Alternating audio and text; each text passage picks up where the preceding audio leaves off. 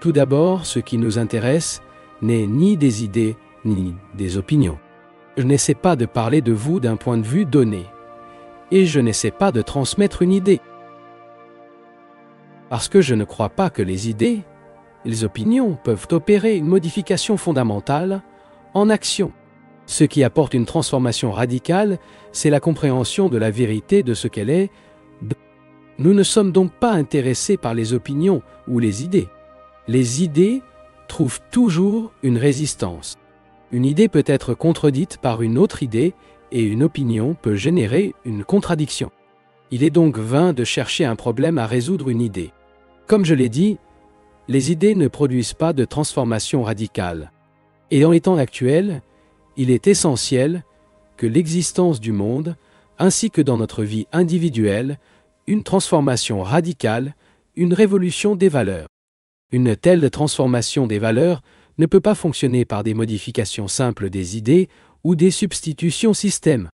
C'est donc comprendre que je ne veux pas vous persuader ou déterminer par rapport à un certain point de vue. Je ne joue pas le rôle de gourou pour personne, car je ne pense pas qu'un gourou soit nécessaire pour la découverte de la vérité. Tout à fait le contraire. Le gourou est un véritable obstacle à la découverte du réel. Je ne suis ni en tant que guide ou boss, inculquant une opinion, créant une organisation. Parce que le guide est toujours un facteur de détérioration de la société. Permettez-moi d'être autorisé à suggérer qu'avant de rejeter tout ce que je dis, examinez-le de très près, sans aucune tendance. Il est difficile d'examiner quelque chose sans biais ni préjudice. Mais si nous voulons comprendre quelque chose, il ne devrait y avoir aucun préjudice.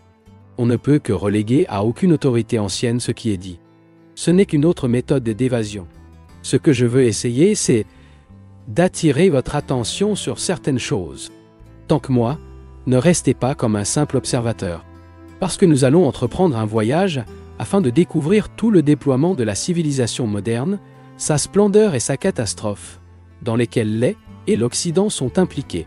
C'est un voyage de découverte que nous entreprendrons ensemble afin d'observer directement, clairement, ce qui se passe.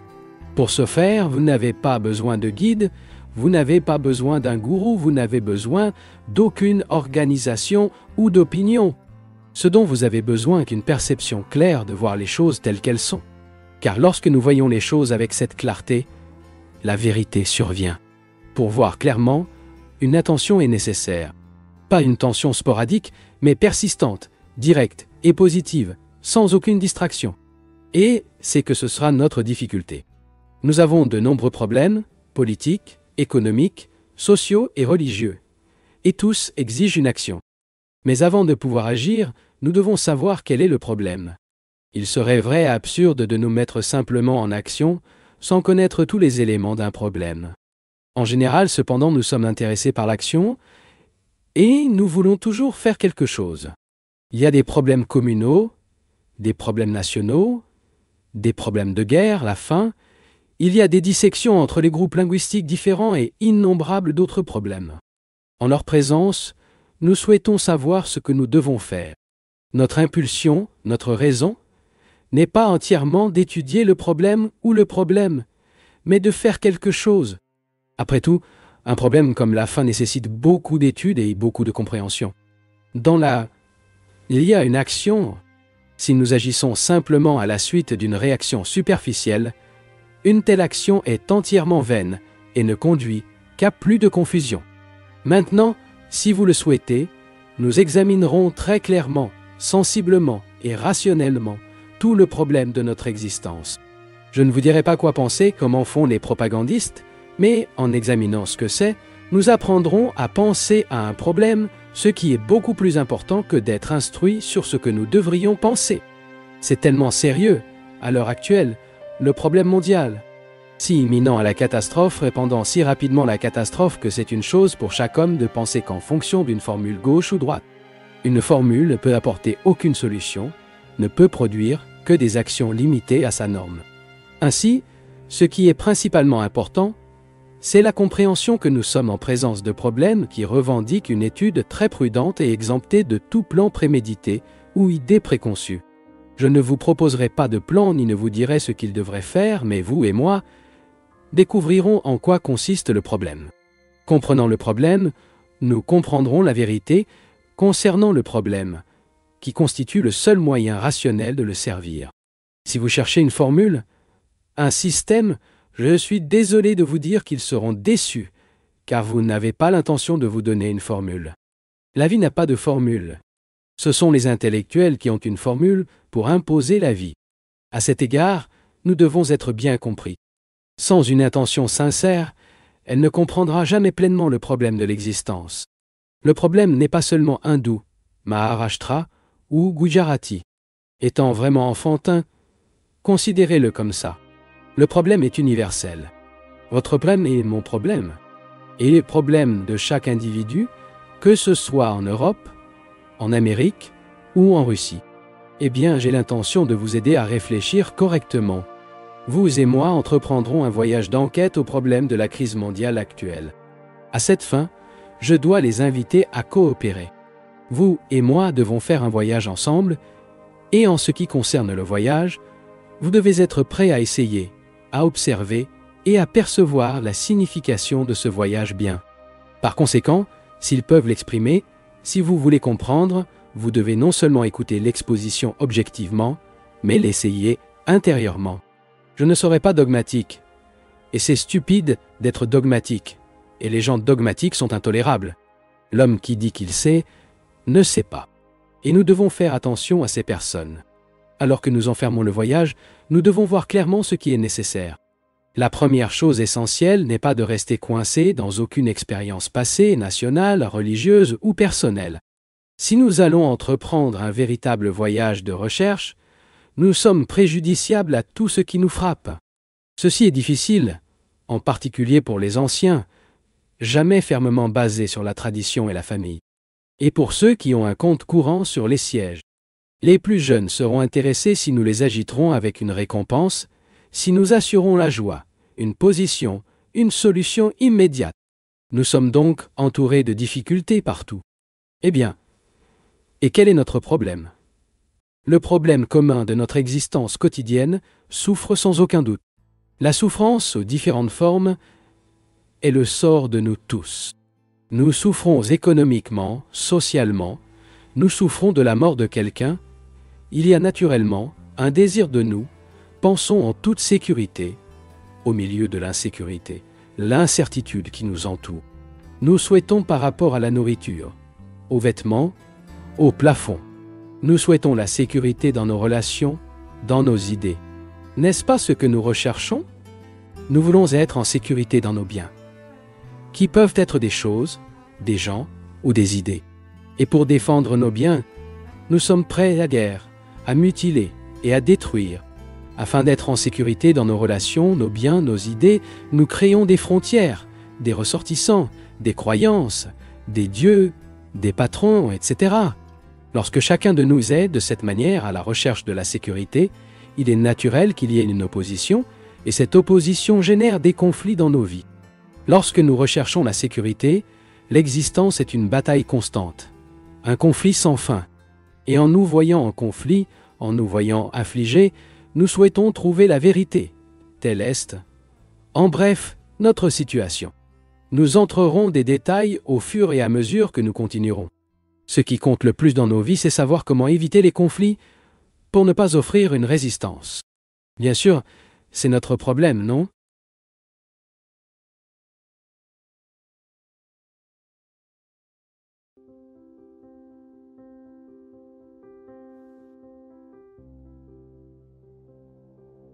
First of all, what interests us are neither ideas nor opinions.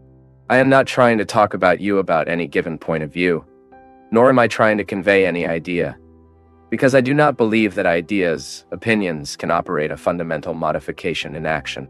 What brings radical transformation is the understanding of the truth of what it is. We are therefore not interested in opinions or ideas. Ideas always find resistance. An idea can be contradicted by another idea, and one opinion can generate contradiction. It is therefore all futile to look for a problem solving through an idea. As I said, ideas do not produce radical transformation. And in the present times, it is essential that the world's existence, as well as in our individual lives, a radical transformation, a revolution of values. Such transformation of values cannot operate by simply modifications of ideas or system substitutions. It is therefore understood that I do not want to persuade you or determine in relation to a certain point of view.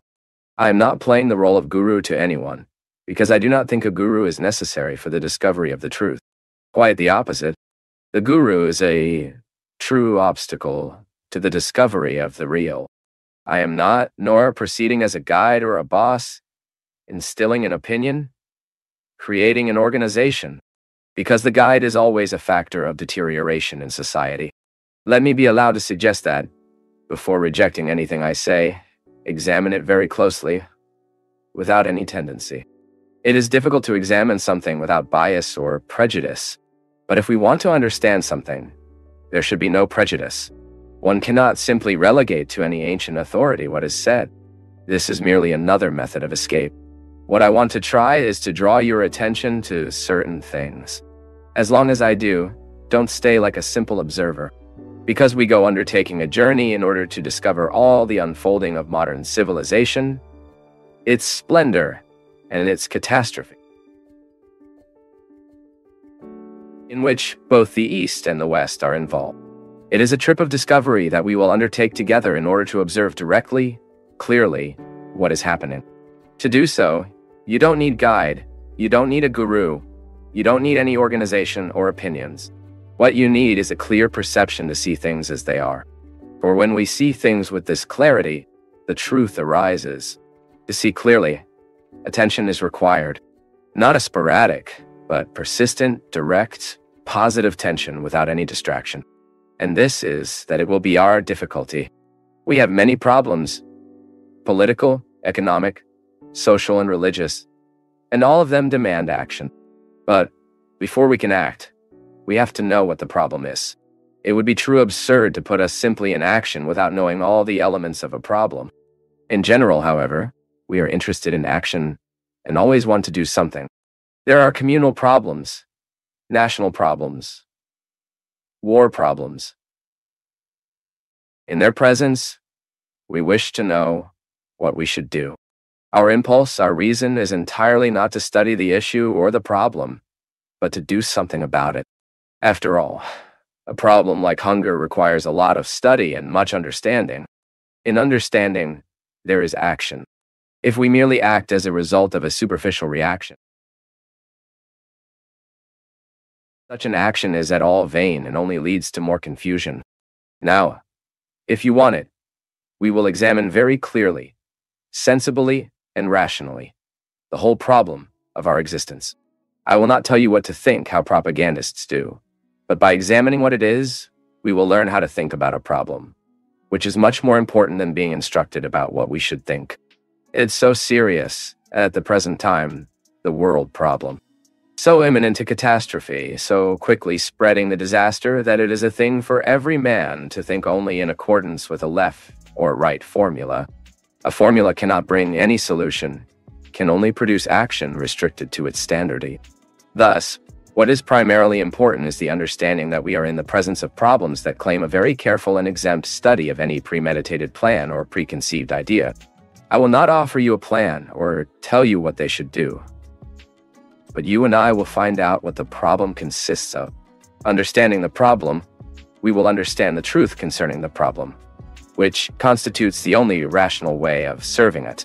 If you are looking for a formula, a system, I am sorry to tell you that they will be disappointed, as you have no intention of giving you a formula. Life has no formula. It is the intellectuals who have a formula for imposed life. In this regard, we should be well understood. Without a sincere intention, it will never fully understand the problem of existence. The problem is not only Hindu, Maharashtra, or Gujarati. Being truly childish, consider it like this. The problem is universal.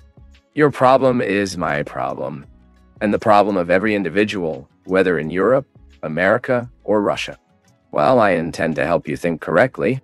You and I will undertake an investigation trip to the problems of the present world crisis. For this purpose, I need to invite them to cooperate. You and I have to take a trip together, and when it comes to the trip, You need to be prepared to try, observe, and perceive the significance of this trip well. Therefore, if they can express so, if you want to understand, you should not only listen to the exposure objectively, but try it inwardly. I will not be dogmatic, and it is stupid to be dogmatic, and dogmatic people are intolerable. The man who says he knows does not know, and we must be careful of such people. As we enclose the trip, we need to see clearly what is needed.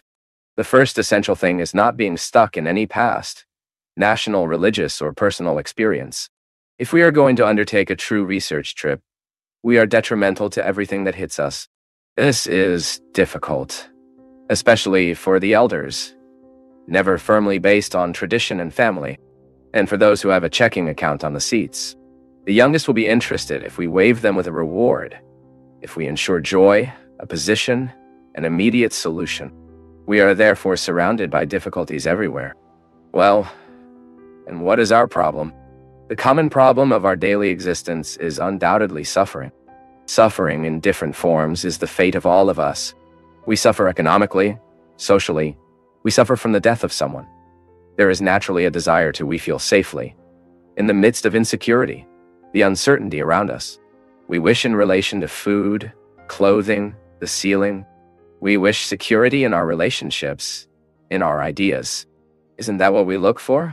We want to be safe about our possessions, which can be things, people, or ideas. And in defense of our possessions, we are ready to war, mutilate, and destroy. In order to be safe in our relationships, our possessions, our ideas, we create borders, nationals, beliefs, gods, bosses, so on.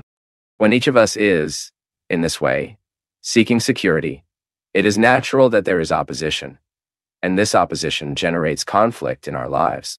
When we are looking for security, existence is a constant battle, an endless conflict, and seeing us in conflict, seeing us afflicted, we wish to find the truth. Such is, in short, our situation. We will enter details as we continue. What matters most in our lives is knowing how to avoid conflict, as not to offer resistance. Sure, that's our problem, isn't it?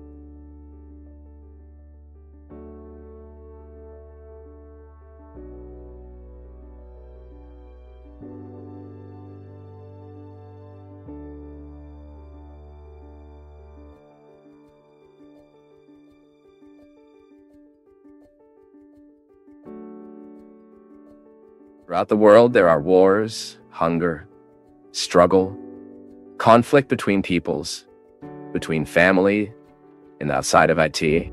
There is discord between Brahmin and non-Brahmins, between Hindus and Europeans, between Japanese and Americans, and so on. Our immediate problem is that of food, clothes, a dress. It is knowing if it is possible to produce these essential things for everyone so that there is no more hungry in the world. Each party, each system, on the left or right, offers a solution in conflict with the others. And you and I found ourselves equally in the middle of the fight. Our existence is a constant struggle to maintain our position, to make money and keep it in our hands. And we see each other harassed by numerous other problems. The problem of death and what happens after death. The problem of the existence of God, a truth, etc. How should we apply to these complex problems? All intellectuals who have been busy with these problems and tempted show the way. They have failed. This is the calamity of modern civilization, don't you think? Intellectuals have failed, their formulas are impractical, and we directly face the problem of hunger and proper relationships. What interests us, therefore, is the action, our relationships, the discovery of a new way of facing these problems. We have already seen that if we face them according to the old and usual guidelines, we have no fundamental modification, but just more confusion. How then to face these problems in a new way? It is very obvious that we cannot be waiting for someone, a guru or guide, who comes to solve our difficulties. This is childish. It is an immature way of thinking. The responsibility is yours and mine, and once the bosses and guides have failed, since no significance has the formulas and the systems, We cannot be sitting as spectators waiting for us to tell us what to do. So how should we proceed with these problems? Before acting, we need to know how to think. There is no action without thinking. Most of us, however, act without thinking. And acting without thinking brought us to this confusion. Therefore, we need to find out how to think before we know how to act. You and I need to find the right way to think, don't you think? If we just quote the Bhagavad, the Bible, or the Quran, it has no significance, and quoting what someone else said has no value. Repeating a truth is the same as repeating a lie. With repeating it, we thought we solved the problem, and this is absurd. Modern or ancient authority has nothing to do with correct thinking. Only when you and I discover the way of thinking properly will we be able to solve the formidable problems that challenge us. If we expect others to do this work for us, these others will become our bosses and will lead us, as always, to disaster. How to start thinking correctly? To think correctly, you need to know you even, don't you think? If you don't know yourself, you have no basis for thinking correctly, and therefore what thinking will have no value.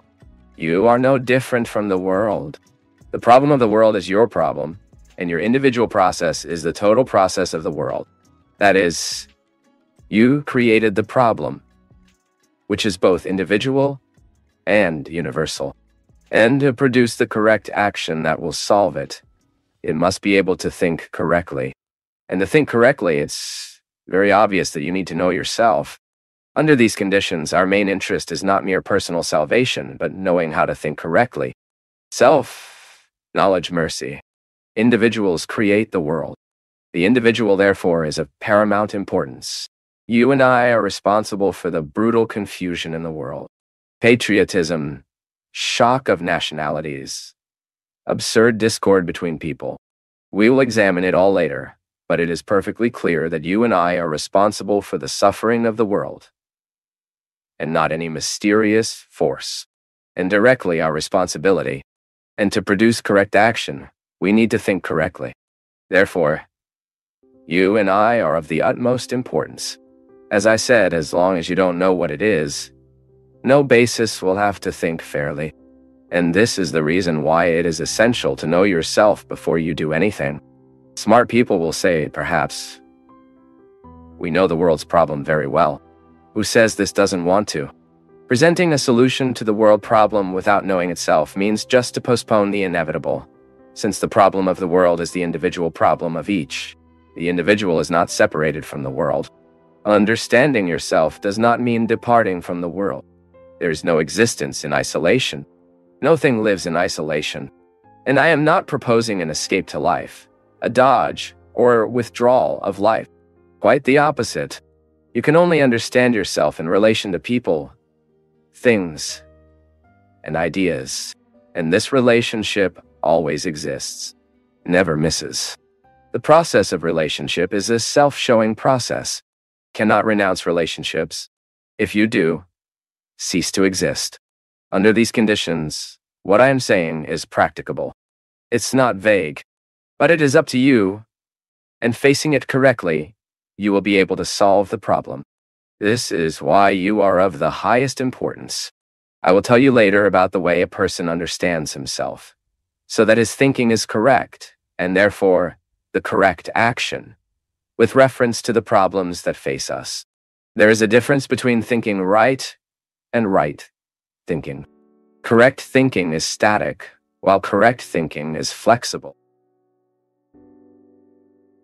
It is always moving. Correct thinking leads to discovery, direct knowledge, and comes to us with the observation of ourselves. The individual varies constantly and therefore needs an agile mind. This is the only way that leads to correct thinking and therefore to correct action by which the current confusion can only be resolved.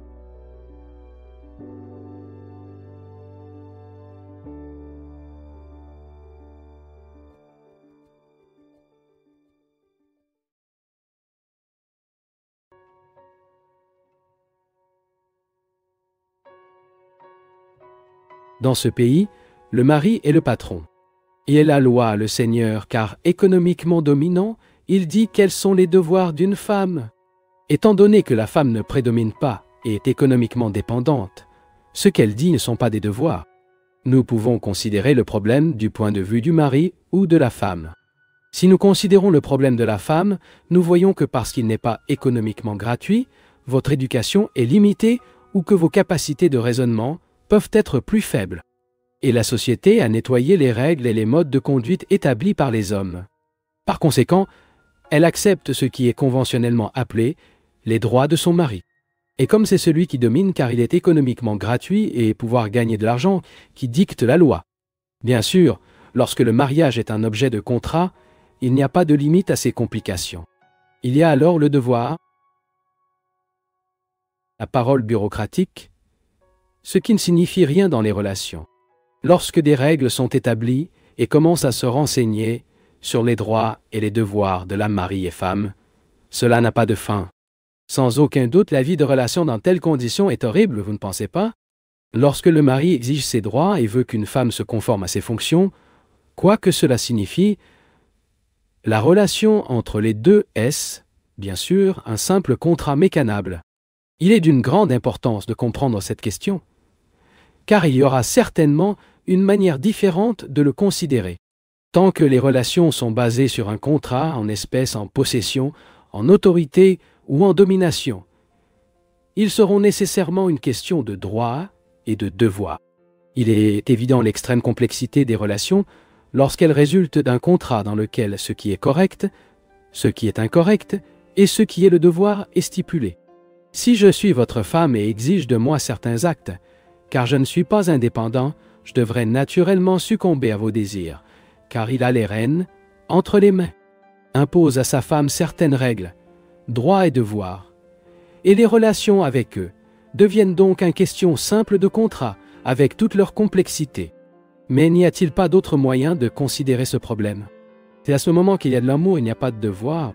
Lorsque vous aimez votre femme, vous vous donnez une participation à tout, à votre propriété, à vos tribulations, à vos angoisses et à vos joies. Il ne le domine pas. Ce n'est pas l'homme et elle, la femme, à utiliser et à se mettre à part. Une sorte de machine à procréer pour perpétuer votre nom. Quand il y a de l'amour, le mot devoir disparaît. Seul l'homme qui n'a aucun amour dans son cœur parle de droits et de devoirs. Et dans ce pays des droits et des devoirs, ils ont remplacé l'amour. Les règles sont devenues plus importantes que la chaleur d'affection. Quand il y a de l'amour, le problème est simple. Lorsqu'il n'y a pas d'amour, le problème devient complexe. Lorsque l'homme aime sa femme et ses enfants, il ne pensera jamais aux devoirs et aux droits sains. Messieurs, examinez votre cœur et votre esprit. Bien sûr, cela vous fait rire. C'est l'une des astuces de ceux qui n'aiment pas penser. Rire une chose et de le pousser sur le côté.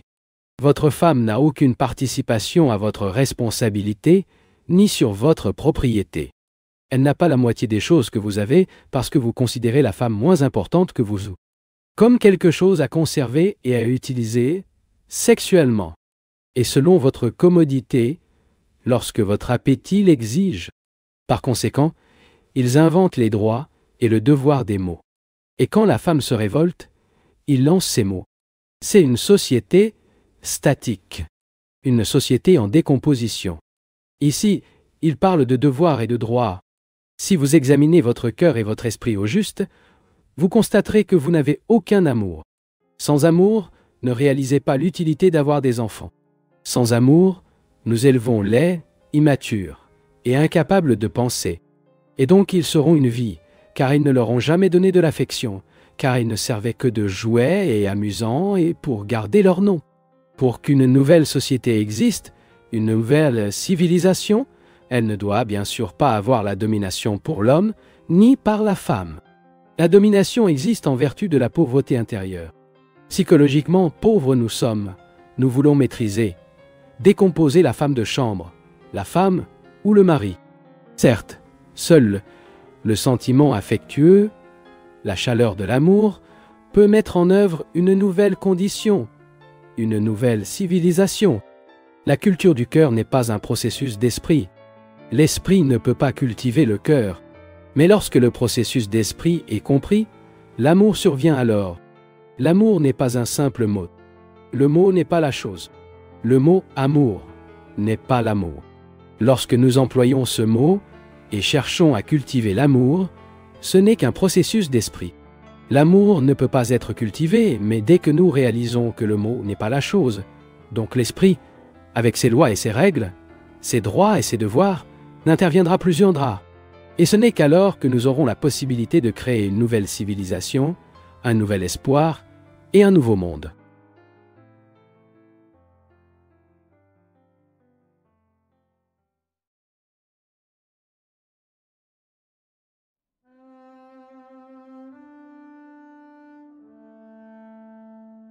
En général, nous agissons sans intégration.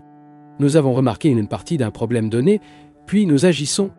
Et lorsque notre activité est basée sur la perception d'une seule partie, et non de l'ensemble d'un problème, il y aura inévitablement la confusion et la misère. La question est donc de savoir comment réaliser, dans son intégralité, tout problème humain. Parce que lorsque nous réalisons un problème dans son intégralité et que nous le traitons dans son ensemble, le problème est résolu. Cette action ne crée pas de nouveaux problèmes.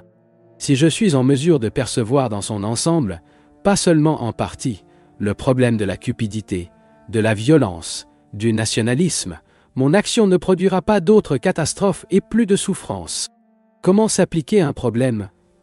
Si nous postulons à un problème avec le désir de trouver une solution ou la cause du problème, nous abordons le problème avec un esprit très occupé, non? Il a un problème et veut trouver une solution. Par conséquent, il est très intéressé par la solution et son esprit est déjà impatient de le trouver. C'est-à-dire que le problème ne vous intéresse pas, juste vous souhaitez résoudre le problème. Pourquoi cela se produit-il? Parce qu'il veut seulement résoudre le problème et perd de vue l'importance du problème. Puisque notre esprit est agité, il ne peut absolument pas réaliser le problème dans son intérêt. Car on ne peut voir qu'un problème dans son intégralité lorsque l'esprit est silencieux. Il n'y a que la perception de l'ensemble lorsque l'esprit est complètement silencieux. Mais ce silence, cette sérénité, n'est pas provoqué ou produit par la discipline ou le contrôle. Vient la sérénité uniquement lorsque les distractions cessent. Lorsque l'esprit prend conscience de toutes les distractions, l'esprit s'intéresse à beaucoup de choses, par des problèmes multiformes. Et s'il choisit un intérêt et exclut d'autres intérêts, dans ce cas, il ne prend pas conscience du problème intégral, donc la distraction. Mais si l'esprit prend conscience de tous les intérêts qui se présentent et le perçoivent le sens, il n'y a pas de distraction alors. Il n'y a que la distraction lorsque nous choisissons un intérêt central,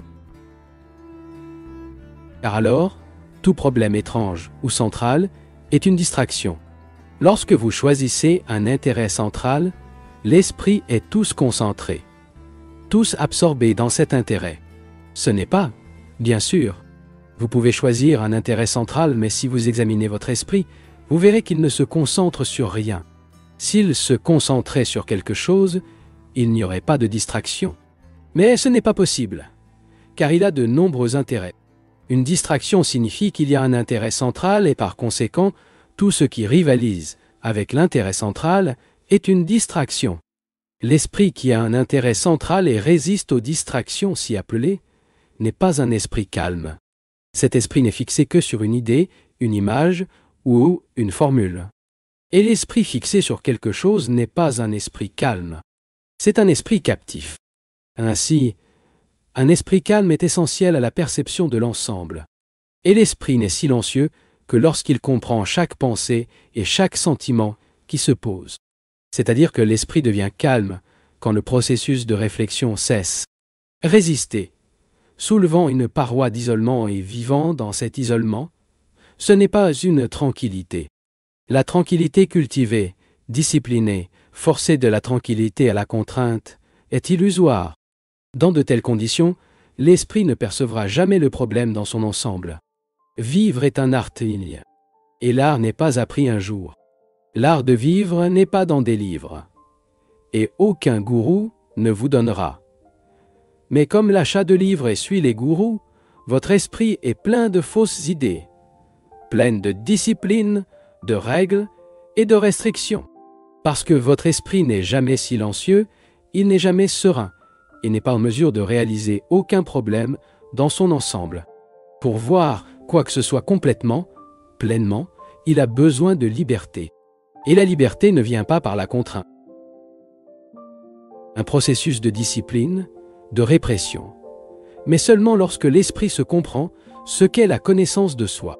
Cette forme supérieure d'intelligence, qui est une pensée négative, n'apparaît que lorsque le processus de réflexion a cessé. Et dans cette tranquillité vigilante, l'ensemble du problème est perçu. Et ce n'est qu'alors qu'il y a l'action intégrée, l'action complète, correcte et complète. Si vous faites confiance aux autorités, vous êtes perdu. L'expert est une personne désintégrée et ce qu'il dit de sa spécialité ne peut pas conduire à une action intégrée. Parce qu'un psychologue est cité et un autre cite un autre psychologue contraire de l'opinion. Lequel croyez-vous? Ce que vous pensez et ce que je pense valent plus que tous les psychologues ensemble. Soyons donc découverts pour nous-mêmes, en nous abstenant de citer ce que disent les psychologues et les experts. Ce chemin ne conduit qu'à la confusion la plus complète et au conflit d'ignorance. La question est la suivante. La répétition d'un mantra ou la pratique d'un rite émousse l'esprit. Et l'autre question est que la concentration sur une idée aiguise l'esprit. Voyons si nous découvrons la vérité à ce sujet. La répétition d'un mot, peu importe sa qualité, est évidemment un processus mécanique. Observez votre esprit. Quand prenez la parole et continuez à répéter, qu'arrive-t-il à votre esprit? Si vous continuez à répéter ce mot tous les jours, vous venez un certain stimulus, un certain sentiment, qui est le produit de la répétition. Est-ce un processus mécanique? Et pense qu'un esprit qui continue de répéter un mot est capable de pénétration ou d'y penser? Répétez-vous souvent les mantras et votre esprit pénétrant est flexible et agile? Vous ne pouvez voir que si votre esprit est agile ou non dans vos relations avec d'autres personnes. Si vous vous observez en relation avec votre femme, vos enfants, vos voisins, vous constaterez que votre esprit est obtus. Imaginez seulement avoir un esprit pénétrant, un mot qui n'a pas de référent dans leur action, dans leurs relations, qu'ils ne sont jamais clairs ou complets. L'esprit s'imagine ainsi et est déséquilibré. La simple répétition des mots fournit sans aucun doute un certain stimulus, une certaine sensation. Mais cela ne peut que rendre l'esprit obtus. Idénciellement, pratiquant les rites, les cérémonies, jour par jour. Et que se passe-t-il? La pratique d'un rite avec tous la régularité fournit sans aucun doute un certain stimulus, comme la participation au cinéma. Et ce stimulus vous satisfait. Lorsqu'un homme boit quelque chose, un cocktail, il peut se sentir momentanément libre de l'inhibition. Mais faites-le boire continuellement et il deviendra de plus en plus obtus. La même chose se produit lors de la pratique des rites de manière persistante. Cela attribue à leurs rites une importance extraordinaire qu'ils n'ont pas. Votre esprit est que vous êtes responsable de vos procédés, ce qui fait de votre vie un processus mécanique. Vous ne savez pas ce que cela signifie. Si cela reflétait bien, si cela recommençait, il ne continuerait pas à répéter les mots. Vous le faites parce que quelqu'un vous a dit que la répétition de ces mots, ces mantras, vous sera utile. Pour trouver la vérité, vous n'avez pas besoin de gourou ou de livres.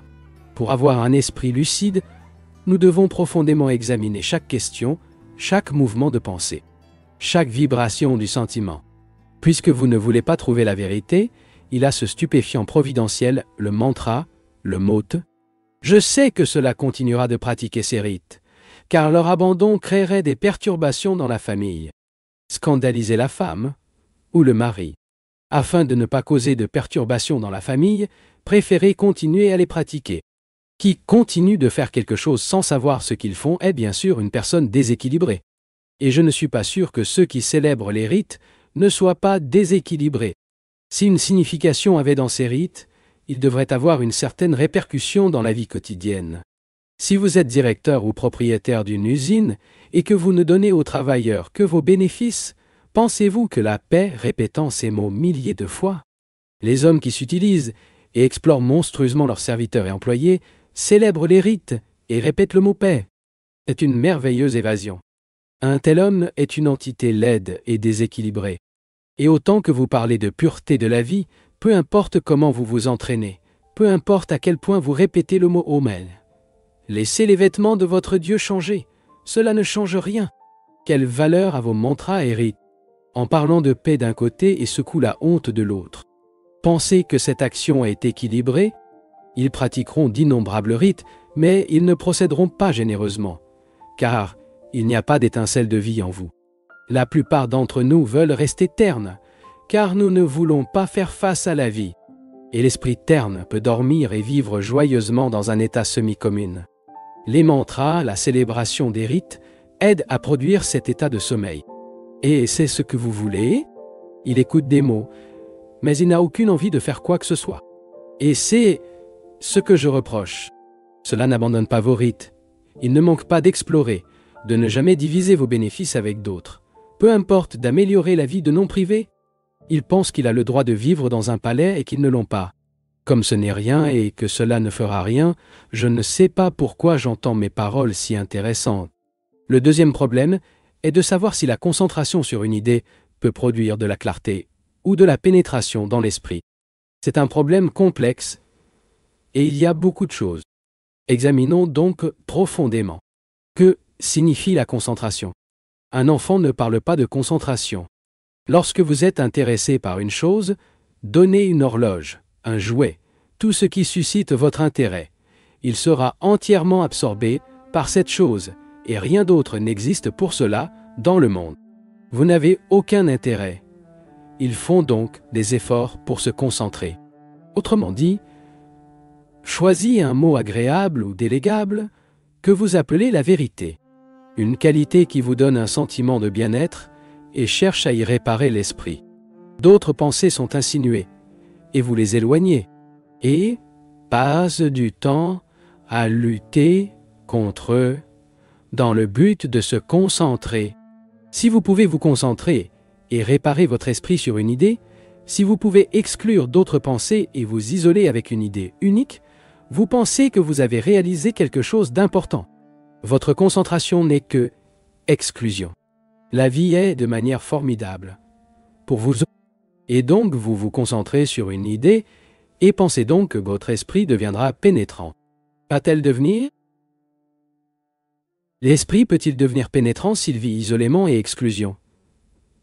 L'esprit est pénétrant, clair et rapide uniquement lorsqu'il est inclusif, lorsqu'il ne vit pas isolément, lorsqu'il est capable de suivre chaque pensée jusqu'à la fin, en voyant toutes ses conséquences. Ce n'est qu'alors que l'esprit est capable de devenir pénétrant, et non lorsqu'il se concentre sur une idée, ce qui représente un processus d'exclusion. Une autre question a encore impliqué ici.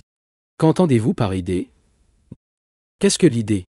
Bien sûr, c'est une pensée qui s'est installée. Et qu'on pense? La pensée est la réaction de la mémoire. Il n'y a aucune pensée sans mémoire. Il n'y a aucune pensée sans le passé. La pensée est donc née comme une réaction de la mémoire. Et qu'est-ce que la mémoire? La mémoire est le résidu d'une expérience incomplète, d'une expérience imparfaitement comprise. La mémoire est donc le produit de l'action incomplète. Je ne peux pas naturellement entrer dans ce problème profondément, car il nécessiterait longtemps. Mais en bref, la mémoire est l'expérience incomplète. Et cette expérience incomplète, que nous appelons la mémoire, génère la pensée, ce qui se traduit par une idée. Par conséquent, l'idée est incomplète. Et lorsque vous vous concentrez, votre esprit est incomplet. Et l'esprit incomplet sera toujours insensible. L'esprit ne devient sensible que lorsqu'il est agile, lucide, quand, étant conscient de sa propre réaction, il est exempt de réaction. Si nous voulons comprendre une chose, nous l'aimons. Nous l'observons de toute l'attention, sans condamnation, sans justification, sans censure et sans réaction. Notre esprit est alors agile. Notre action n'est pas basée sur une idée, qui est une simple extension de la mémoire, et donc incomplète. L'esprit qui est obligé de se concentrer, qui a été immobile avec une idée, identifié avec une idée, est un esprit obtus, car une idée ne peut jamais être complète. Et comme nous vivons généralement sur des idées, nos esprits sont obtus. Seulement lorsque l'esprit est libre, capable d'une flexibilité extraordinaire, il ne peut alors y avoir une compréhension de la vérité.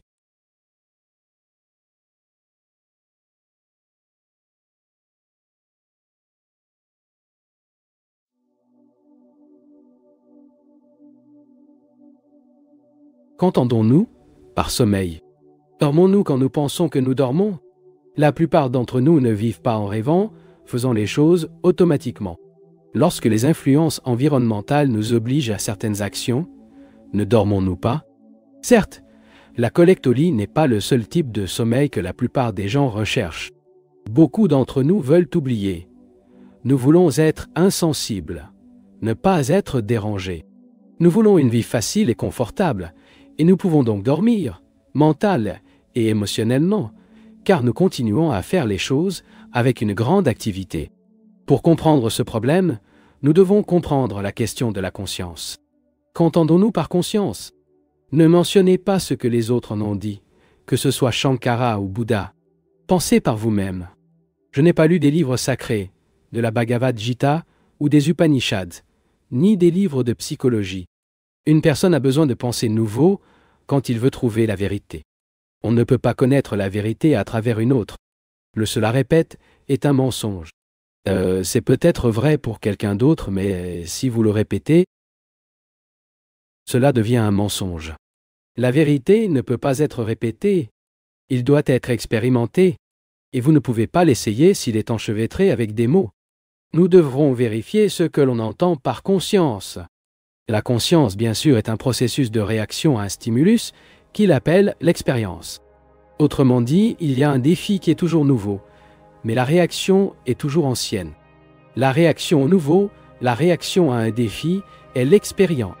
Cette expérience reçoit une désignation, un nom, une étiquette, indiquant qu'il est bon ou mauvais, agréable ou douloureux, puis est enregistré et déposé. Ainsi, la conscience à différents niveaux est le processus total d'expérimentation, réagissant au stimulus, au nom et à l'enregistrement. C'est, à la fois, ce qui se passe aux différents niveaux de notre être. Un processus constant, pas un processus périodique. Non. Réaction au stimulus, à la dénomination et au stockage pour la communication ou la conservation. Ce processus total à différents niveaux, c'est ce qu'on appelle la conscience. Je n'invente pas. Si vous vous observez, vous verrez que c'est exactement ce qui se passe. La mémoire, l'entrepôt, l'enregistrement et la mémoire intermédiaire qui réagit au stimulus. Et à ce processus, nous appelons la conscience. C'est exactement ce qui se passe.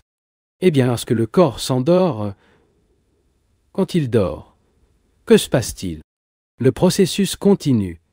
L'esprit est toujours actif, n'est-ce pas? On peut souvent vérifier comment l'esprit reste actif pendant le sommeil lorsque nous avons un problème. Pendant la journée, nous pensons à lui, nous torturer avec lui, mais nous n'avons trouvé aucune solution. Lorsque nous nous réveillons, nous avons une nouvelle façon de regarder le problème. Et comment cela se produit-il? Certes, lorsque l'esprit conscient, après avoir été préoccupé par un problème, il assouplit l'attention. Dans cet esprit superficiel, maintenant calme, l'inconscient peut projeter. Et lors de l'éveil, il a la solution. L'esprit conscient n'est jamais calme. Il est perpétuellement actif dans toutes ses couches. Ce n'est pas possible. À des moments où nous sommes éveillés, silencieux l'esprit. Mais quand, pendant le sommeil, la couche de conscience superficielle est silencieuse, l'inconscient projette et fournit la bonne réponse. Ce n'est que lorsque l'esprit et la conscience ne s'appellent pas le stockage, mais que l'expérience, ce n'est qu'alors qu'il y a la liberté et la libération. Le sommeil a une signification différente. La question est, que se passe-t-il lorsque le corps dort? Sans aucun doute, l'esprit superficiel est calme, mais la conscience totale continue de fonctionner. L'immensité, la signification la plus profonde du sommeil, n'est pas compréhensible si nous ne sommes pas parfaitement conscients lorsqu'ils sont éveillés du processus de conscience. Le processus de conscience connaît, nomme et conserve ou s'inscrit.